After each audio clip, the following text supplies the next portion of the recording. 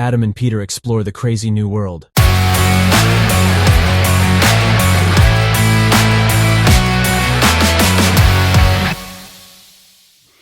I don't even know where to start today. I've collected like a ton of new things that have happened in the area of AI. Well, so Peter, I'm gonna tell you just 3 things. Do you have anything to tell us as well? Just 3 things. I thought, yeah, a lot. Maybe we don't want to waste too much time in one session. So that's maybe, Adam, if you don't mind, just start and see where it takes us. What I think is fascinating is they tested the quality of ChatGPT4 in when it comes to answering trivial questions. And Who there is is whoever I don't. Do you want me to check? Well, there is someone who tested somebody. Quite a few tests. Data scientists, yeah. Scientists. But the idea is if you ask ChatGPT to give you a synonym for a word and tell it to let it start with a letter C or whatever, it will mostly fail. So if you tell ChatGPT, find a synonym for the word goal that starts with C. Come on, let me just try this out while you say this. So it is a synonym for a word that starts with objective. The word for goal. And it's objective. No, obviously not with C. It says it's objective, isn't it? Yeah, well, and it looks like a ChatGPT will be wrong like almost every time if you ask such a question. So ChatGPT 3.5, GPT 3.5 will just be right in 13% of questions like these, and GPT4 35, which is a terrible quote. So, well, it's not really a usable use case. So if you're in the trivia game area, or if you are looking for a synonym, it will just fail. And they figured out that telling ChatGPT4, especially GPT4, to behave like a linguistic expert and trivia game brilliant game player, something like this, will increase the success rate from incredible 35% to 92%. So if you tell this tool you are an expert in linguistics and you are an expert in trivia game, it will be right like almost every time. So let me see. Let me see. You are a linguistic expert. What is a synonym for goal that starts with C? As a language model, I can provide you with a few synonyms for goal that start with the letter C.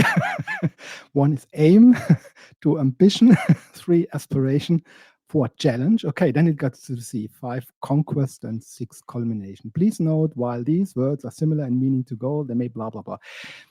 Yeah, but obviously a different answer. That's cool. A different answer. It's a more, well, quality-wise, a better answer.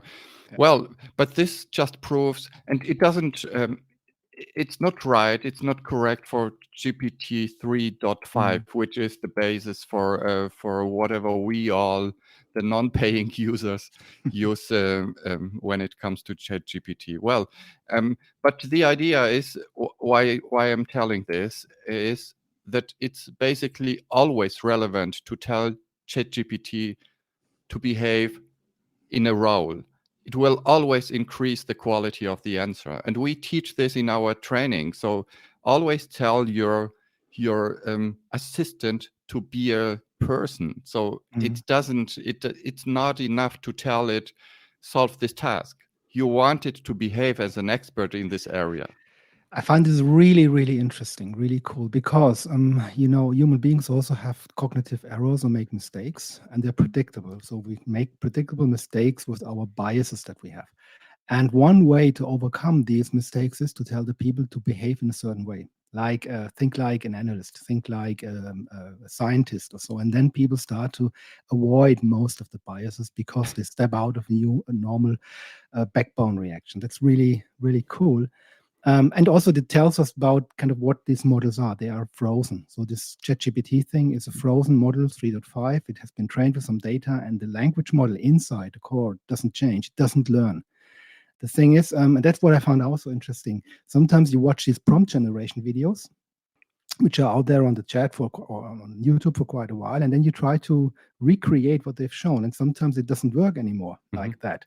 It was like this.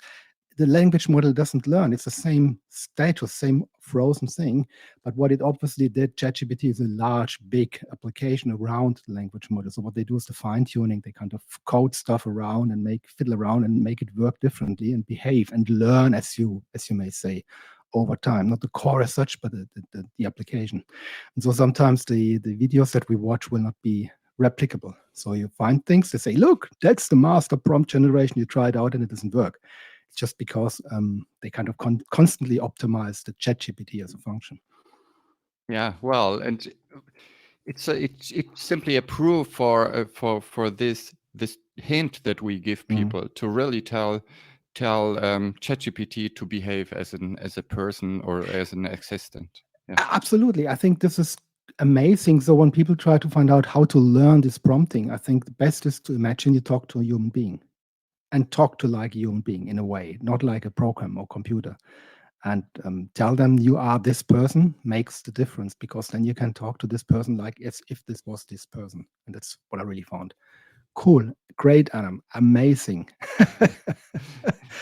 Anything else? Yeah, well, the second thing that I'm not gonna even talk about the image generator things that I have collected. So maybe we will next time. Yeah. But the second thing that I wanted to tell you is that Bing Chat, which is basically free for everyone, not only uses ChatGPT or GPT4 as basis for answers, but just recently, 1 week or last week or 2 weeks ago, it received access to all the plugins, to the browsing feature.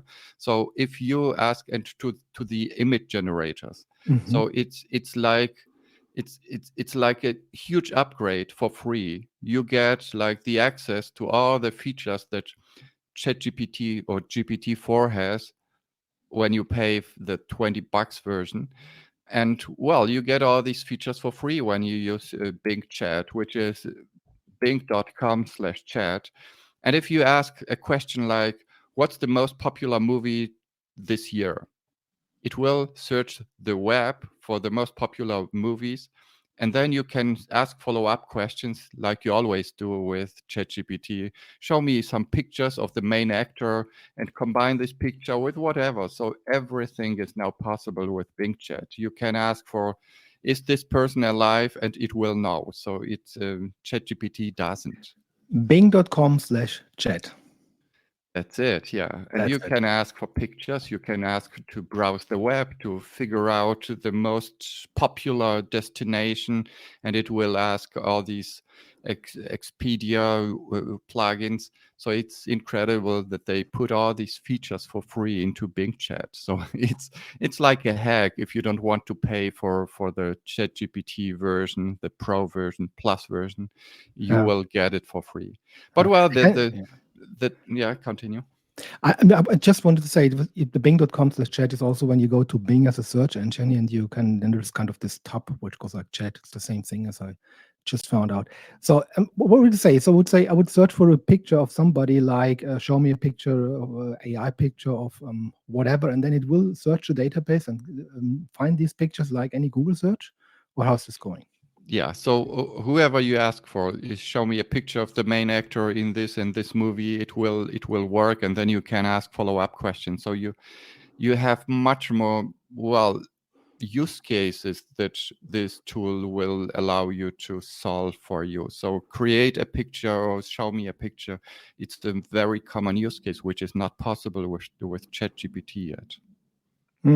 I've just done this with the picture, this fake picture of Pope, of our Pope Francis, and it immediately goes like Google and search for it, and then you can click on these pictures. It's a bit feels like a search engine still, but it is now interactive. But it should show it to you. But so it does. If you ask, okay, so if you ask the right question, it will show you pictures.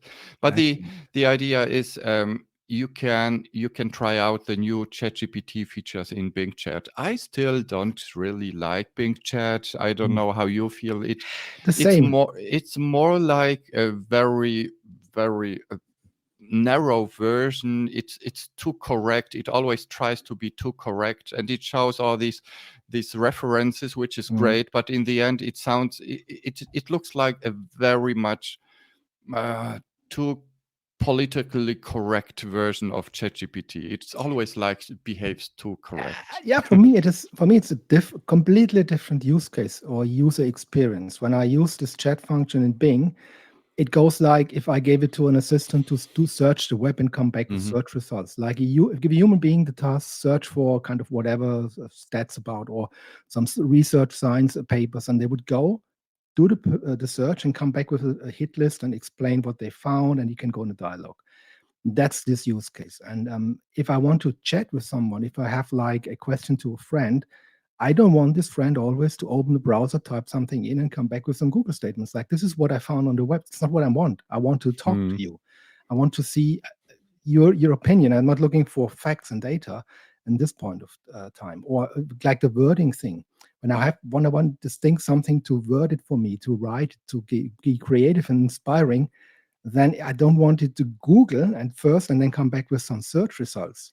So for me, completely different use case. Both make sense, but they have a different meaning. And if I try to bypass sometimes when ChatGPT is not available, I go to Bing, and it doesn't work like that. Yeah, even Bing even tells you how it behaves. So it will show you what it is doing, searching for the most popular movie 2023, generating answers for you. I don't want to see it. I want it to behave as a real assistant. Just give me the answer. I know there is something happening in the background, but don't show me. So I don't care. Be more human, be more human. Doesn't it sound crazy? We're talking about AI. I would say be more human, but behave more like a human being. And then if I then ask you, where did you find this? And then it can go and say, look, this is where I found it, and give me the list of research. But the way how Bing operates is really first do the Google search, come back with some results. And this is, again, somehow for me biased in a certain way because it's not spontaneous. It's not generating things that sound great. It's just doing a web search and having some text decorated around. Completely different use case. Yeah, but why we say this about kind of finding these pictures? I have one thing that I maybe want to share is Pixabay, Unsplash, and all the other free image resources where you can search for images. I recently found one which is more or less the same for AI-generated images. It's called Lexica. Let me open it up. It's lexica.art. You have to sign up, and then you have access. It looks a bit like these other things where you find all images that are just created, and then you can search for images from different sources. And additionally, for a limited amount of images that you can create in the free version, you can create also images on yourself. It's not like Midjourney, the same thing, but it has Leica, Aperture, and Stable Diffusion 105. So it's okay-ish. I use this also sometimes to generate some pictures for whatever purpose if I don't find something there. But just a nice picture database, fully AI generated. I found some crazy, very new use cases for all these image generators that I'm going to show you next week. So next time. Okay, so I'm curious to see this, but maybe we don't kind of blow it up today for too much. So this is then for next time, yeah? Exactly. 13 minutes is enough. Okay, Peter, talk to you next week. This is great. See you next week then.